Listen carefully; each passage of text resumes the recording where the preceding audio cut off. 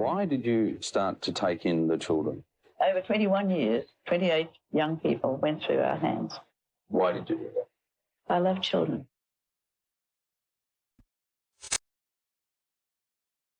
A young child sat quivering in a darkened room. His bleached blonde hair shone as the door to the room opened, letting in some light. A figure appeared before him, draped in robes. The child squinted his eyes, trying to get a clearer view of the person before him. The celestial figure, shrouded by apparent mist, asked, "Who am I?" "You're Jesus." The child was one of many who belonged to the family. Jesus, in this instance, was Anne Hamilton-Byrne, the self-proclaimed reincarnation of Jesus. She collected children, obtaining them and followers through insidious ways. A woman with a goal who reinvented herself emerged as the salvation. Her mission? To create a group of super beings for the future. The children who were dressed the same, many of which had their hair bleached the same and styled the same, went under a rigorous routine, were malnourished, abused, and subjected to LSD and other mind-altering substances, all in a bid to mold them to her desire. They were told of an upcoming World War III, the end of days, and that when an alien spaceship came for them, they would walk calmly into it, to return and repopulate Earth one day. This is the story of the family.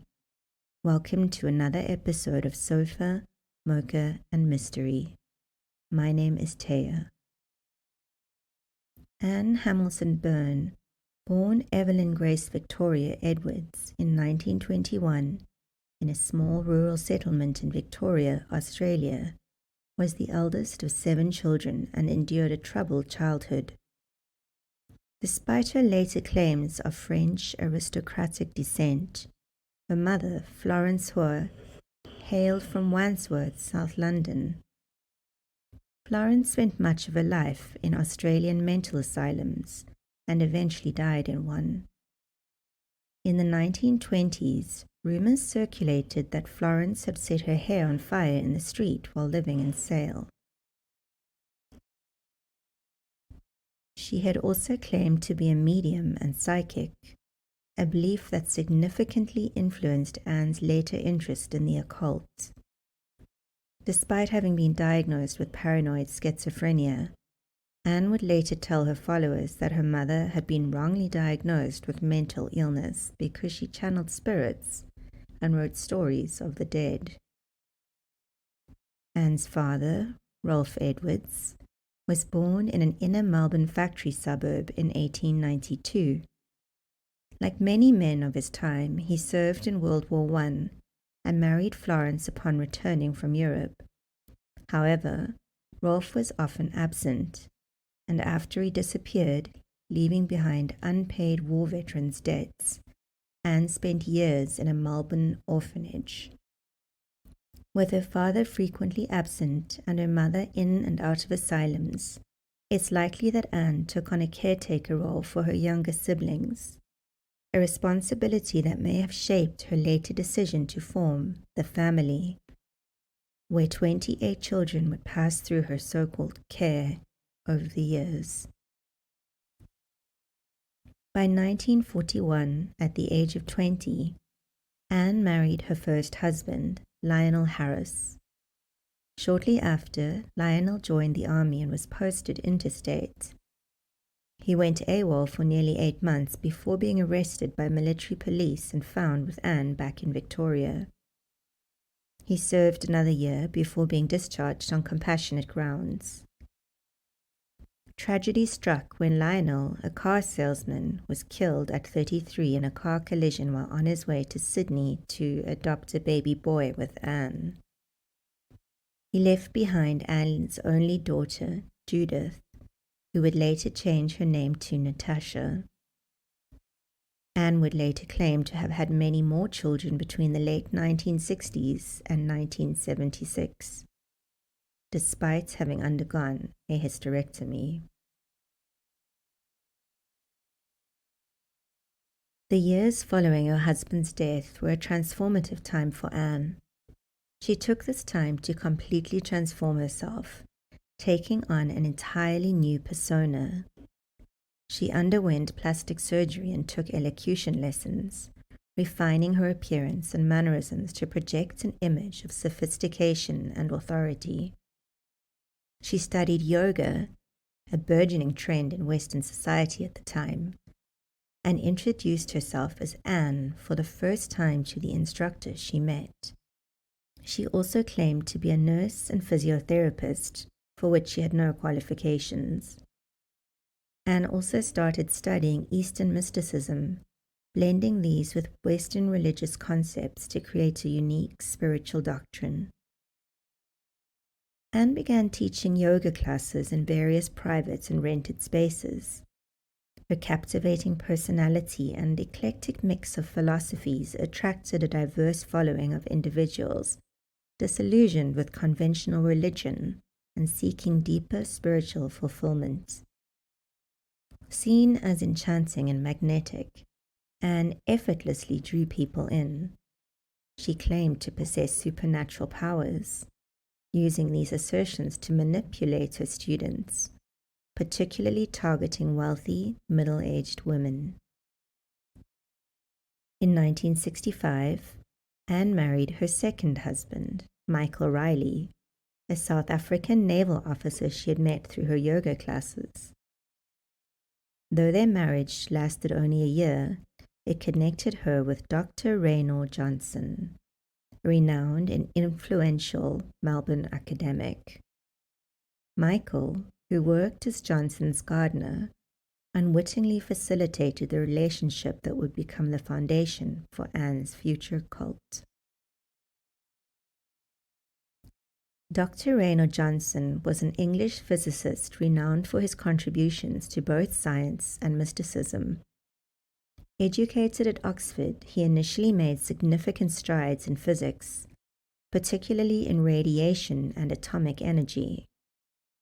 His curiosity extended to the intersection of mystical experiences and scientific principles, and his writings aimed to bridge this gap, making him a notable figure in discussions about science and spirituality. When Dr. Johnson met Anne Hamilton-Byrne, he was captivated by her charisma and dedication to spiritual practice. Their meeting was more than a chance encounter. It was a convergence of two minds with a shared interest in exploring deeper realms of spirituality. Anne was eager to expand her influence, while Dr. Johnson saw potential in her vision. Together, they envisioned creating a community to explore and teach their combined spiritual philosophies. Dr. Johnson introduced Anne to Dr. Howard Whittaker, a general practitioner interested in unconventional methods for mental health treatment. Dr. Whittaker was exploring the use of drugs like LSD and needed a platform for these controversial methods. The meeting between Whittaker and Anne set off a chain of events that contributed to the formation of the family. The cult, composed of upper-class professionals such as nurses, lawyers, and social workers, followed Anne with blind loyalty. She presented herself as the female reincarnation of Jesus Christ, blending Christianity with Eastern teachings and emphasizing an impending apocalypse. Anne taught that extraterrestrials would save them from Armageddon and help start a new supreme race. As the cult grew, Anne was gifted a house by Dr. Johnson and his wife. She used it to deliver sermons from a purple throne in a specially built lodge funded by donations. During this time, the group, known as the Santiniketan Park Association and the Great White Brotherhood, amassed over 200 followers. a fortune exceeding 15 million Australian dollars, and numerous properties across Australia, the United States, and the UK. Anne Hamilton-Byrne's obsession with creating a family of her own became the foundation upon which she built her cult's future. Over several years, Anne deceived her followers into believing she was pregnant with multiple children. She often wore specially made pregnancy smocks to maintain this facade, convincing her devoted members that she was miraculously bringing forth a new generation. This elaborate ruse was part of a grander strategy. Anne understood that to secure her control and ensure her teachings endured, she needed to mold the next generation from a very young age. Children, being the most vulnerable and impressionable, became the perfect subjects for her manipulation. Through the years, Anne gathered up to 28 children, with 14 claimed as her own offspring or grandchildren. The truth, however, was far more sinister. In order to create her master race of children, Anne manipulated the adoption system. During the 1960s, the sexual revolution led to an increase in babies born out of wedlock. Anne seized this opportunity, exploiting the stigma around unwed motherhood. Many mothers, facing societal pressure and economic hardship, were coerced into giving up their children. Anne's network was extensive. She had loyal followers working as doctors, nurses, and social workers, all of whom played key roles in her schemes. In some cases, a child would be born at a hospital run by sect members, delivered by a sect doctor, and handed over by a sect nurse. The newborn would be whisked away, never knowing their birth mother. Anne's reach was so deep that she could orchestrate these adoptions almost effortlessly, often bypassing legal scrutiny. Some children were adopted legally but under false pretenses, with sect members posing as legitimate adoptive parents. Others were simply taken, their birth records falsified to erase any trace of their true origins. Anne was a natural redhead, so a few of the children were allowed to keep their original hair color, but the rest had their hair bleached to almost white, cut into the same styles, and were dressed identically in handmade outfits sewn by the Aunties. Within the secluded world of the family, the Aunties were Anne Hamilton-Byrne's most trusted inner circle, a group of loyal women who acted as enforcers of her will and guardians of the children. These women were not just ordinary followers. They were hand-picked by Anne for their unfaltering loyalty and absolute dedication to her vision. Their role went beyond mere caretakers. They were the eyes, ears, and hands of Anne, ensuring that every rule was followed and every child remained under strict control. The Aunties had an almost military-like presence in the children's lives at their house on Lake Eldon, overseeing their daily routines with a cold, unyielding authority. They enforced a rigid schedule that began at dawn with meditation and yoga, followed by lessons in both traditional academics and the family's esoteric teachings. The children were subjected to severe punishments for the smallest infractions, all meted out by the Aunties with a clinical detachment. Life was very regimented for the children, but at the same time very unpredictable. The rules could change, the children not knowing, until they were broken. Punishments were harsh and often brutal, ranging from forced fasting and cold showers to beatings with plastic canes and belt buckles. More extreme punishments included holding their heads under water or forcing them to hold their fingers over open flames.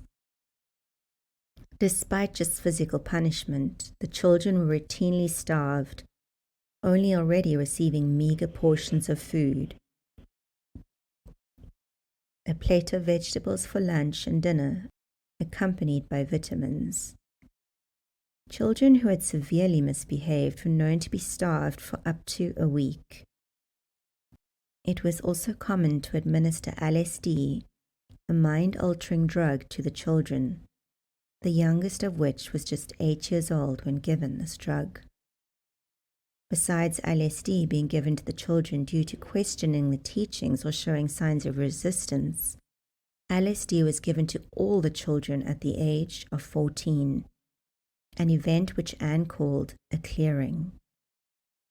It was their initiation into the cult. The children were given Valium, a sedative, at least twice a day. However, this did not calm them. One of the young girls would sit in her room with her cat, and when her rage took over, she would throw the cat around the room in a fit, never meaning to hurt it. Afterwards, she would reach for her beloved pet, hold it close, and rock back and forth. The emotional toll of the sect on the lives of these children was abhorrent. One of the children developed psychosocial dwarfism due to being raised in the harsh and unforgiving environment of the cult, where her growth hormones as a young child were never released. The children were fed meager amounts, some believing to keep them weak was to keep them vulnerable. Anne also ensured that it was impossible for the children to form close bonds with anyone. If she or the aunties noticed the children were starting to grow close to each other and form relationships, they were immediately separated, further adding to the emotional turmoil the young children had to endure. As a coping mechanism, one of the little girls would hide under her bed, which she considered her safe space. She would also sit on her bed and zone out, gazing out the window while imagining herself living on Mars, where there were no people, only little space creatures going about their day. The children went to bed each night exhausted and fearful, only to wake up at dawn feeling the same way. At least one child in a room would wet the bed, and the punishment was a beating with a belt first thing in the morning. The screams were jarring and a stark reminder of yet another day to follow, the same as the rest of the days they lived in isolation from the rest of the world, being groomed as a new master race, preparing for the end of days. Copper bells, sweet silver bells, all seem to say throw cares away. On a rare occasion, the children were taken out and would perform for the other members of the cult. To the outside world, the other members of the cult, life at the children's home on the shores of Lake Alden appeared blissful. The children were neatly dressed, well-mannered, and seemed to live an idyllic life. However, the true circumstances of the lives the children lived were concealed from anyone other than the aunties and the direct inner circle of the family. The children believed that Anne could read their minds, such was her control over them. Furthermore, if none of the children owned up for doing something, all the children would be punished. They later likened it to a concentration camp. Each day began at 5:30 a.m. with a wake-up call, immediately followed by meditation and yoga sessions designed to instill discipline and obedience. After their morning routine, the children were served a modest breakfast that adhered to a strict vegetarian diet imposed by the cult. Schooling was an integral part of the day, but it was not a typical education. The curriculum included standard academic subjects such as mathematics and reading, but these were taught alongside Anne's spiritual teachings and New Age philosophies. The children were frequently reminded of their role in fulfilling Anne's vision of creating a master race, which reinforced their isolation from the outside world. The children were raised to fear outsiders, being told it was us against them, and that if the police ever saw them, they would be killed. The fear instilled in these children was unimaginable. Throughout the day, physical exercise was mandatory, and the children were often engaged in tasks or chores around the property. Mealtimes were silent and strictly monitored, with any deviation from the rules resulting in immediate punishment. Evenings were spent in more meditation and reflection sessions. The children were put to bed early, but sleep offered little respite. Fear was a constant companion, as any nighttime disruptions or perceived misbehavior could lead to further punishment. At times, when Anne was abroad, she would be on the phone with an auntie. Hearing about the misbehavior of a child, she would instruct the auntie to punish the child while she remained on the other end of the line, listening to the screams. Such was the devotion of the aunties that some had even given up their own children to Anne, with the children all being treated the same and never revealing who their biological mothers were. All the children were instructed to call Anne Mummy. Bill Byrne, a successful and affluent businessman, was already married when he met Anne. Despite his initial family commitments, he became increasingly involved with Anne and her growing cult. His role quickly evolved from a supportive partner to a key figure in the operational structure of the family. As Anne's influence over Bill deepened, he severed ties with his own children, prioritizing his relationship with Anne and their shared vision over his former family. His marriage deteriorated under the strain, and Anne saw an opportunity to consolidate her power further. As the cult expanded, so did its reach. Anne and Bill's followers, now numbering in the hundreds, were not just confined to Australia. They began establishing connections and acquiring properties overseas, particularly in the United States and the UK. The wealth and resources they amassed allowed them to live lavishly while maintaining an iron grip on their followers and the children. Bill's current wife was fighting for her husband, a dangerous mistake on her part. It wasn't long before she'd been admitted to the psychiatric ward of Newhaven, a fate not uncommon for those who fell foul of Anne's regime. Anne and Bill were married in 1978. Anne had acquired Newhaven, a private psychiatric hospital that became a cornerstone of her operations.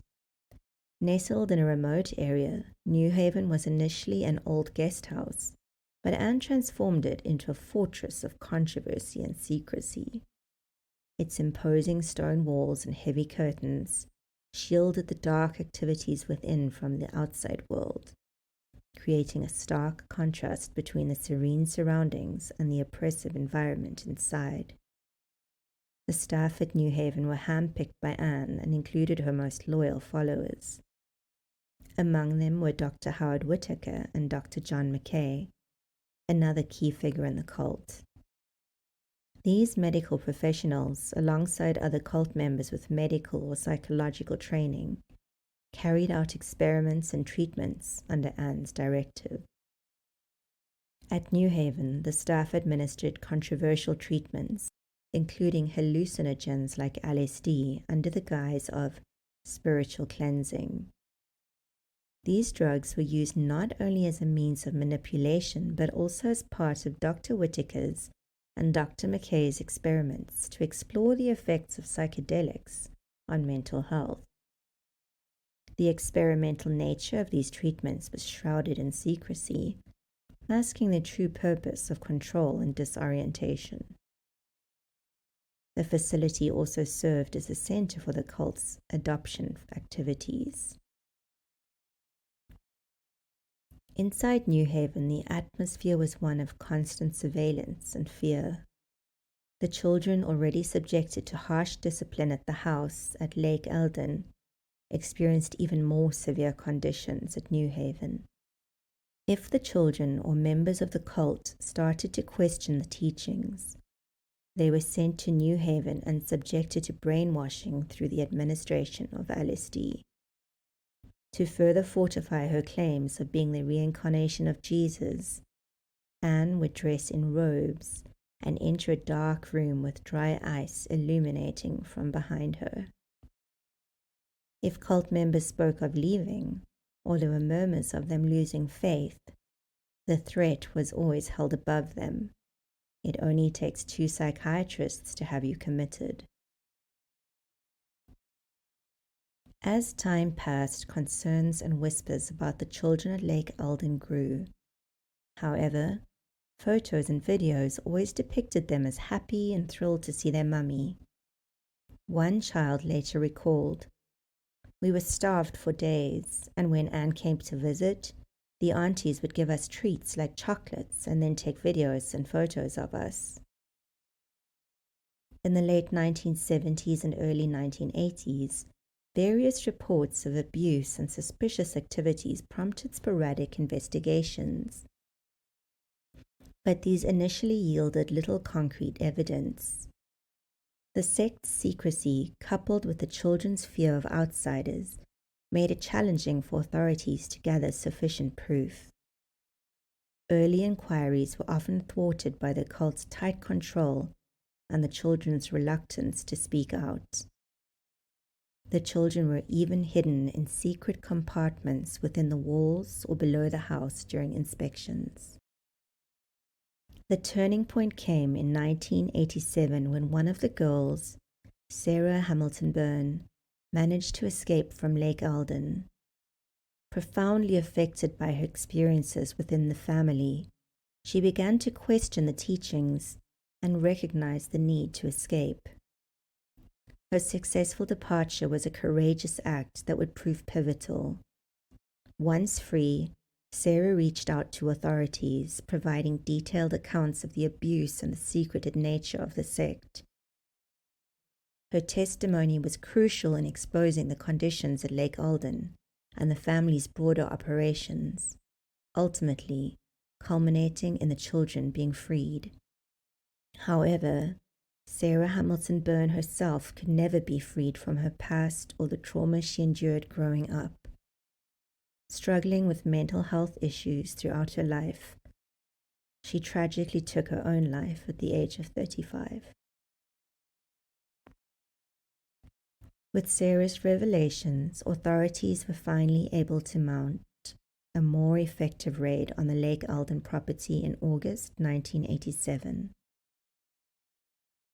This significant operation involved multiple agencies working together to rescue the remaining children and uncover the extent of the family's practices. Investigators discovered the hidden compartments used to conceal the children during surprise inspections. The evidence showed a clear pattern of abuse, indoctrination, and exploitation. By December 1989, the Victorian Police launched Operation Forest Task Force, a comprehensive investigation aimed at dismantling the family and holding its leaders accountable for their crimes. This task force mobilized a team of specialized investigators and legal experts tasked with uncovering evidence and building a case against Anne Hamilton-Byrne, her husband Bill, and other key members of the family. The culmination of the investigation came in June 1993, when Anne and Bill Hamilton-Byrne were located and arrested in the Catskill Mountains of upstate New York. Their arrest followed a highly coordinated international manhunt, demonstrating the global effort to bring them to justice. After years of evading capture, they were finally extradited to Australia in August 1993 to face charges. Upon their arrival, Anne and Bill appeared in the Victorian Magistrates' Court. charged with conspiracy to defraud and commit perjury related to the false registrations of birth, including those of triplets.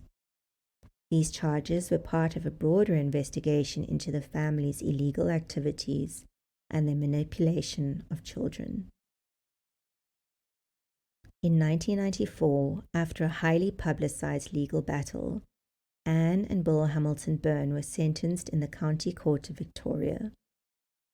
Despite the severity of the charges, they managed to avoid imprisonment and were each fined $5,000. This outcome was met with considerable public outcry, as many felt the punishment did not fit the gravity of their crimes. The cult gradually faded after the death of Anne Hamilton-Byrne's third husband, Bill, in 2001. Following his death, the group's finances were managed through a trust called the Life for All Creatures, overseen by dedicated cult members. Suffering from dementia, in 2007, Anne was moved to Centennial Lodge Nursing Home in Wantirna South, Victoria, where she lived until her passing on June 13, 2019. Anne's life in her final years was marked by legal battles and the diminishing influence of the cult. Anne's only biological child, Natasha, tragically passed away before her mother, her life being marked by psychological trauma due to the cult's abusive environment. She had turned to substance abuse. She died from a heart attack, aged 47. Before her passing, she had successfully sued for the assets still held in England. Meanwhile, the remaining cult members struggled to maintain their community as they grew older and the group's resources dwindled. Reflecting on his life within the family, one of Anne and Bill's sons, a child given to them by his birth mother when he was just 18 months old, recalled a reality that was carefully constructed by Anne. He grew up believing she was his biological mother, only to discover in 1987 that his entire upbringing had been based on a lie. Other members had been told they were twins, and then later a triplet was added to the mix. After their rescue in 1987, they too discovered that their whole lives had been a lie. They were not related, and authorities were unable to trace back the origins of one of the children. A further puzzling question, however, remained. Anne had said that they had 28 children. After rescuing 14, that means that there were still 14 children unaccounted for.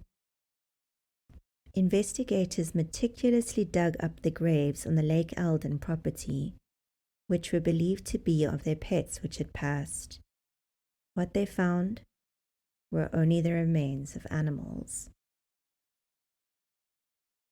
For all the children rescued from Lake Eldon, life would never be the same.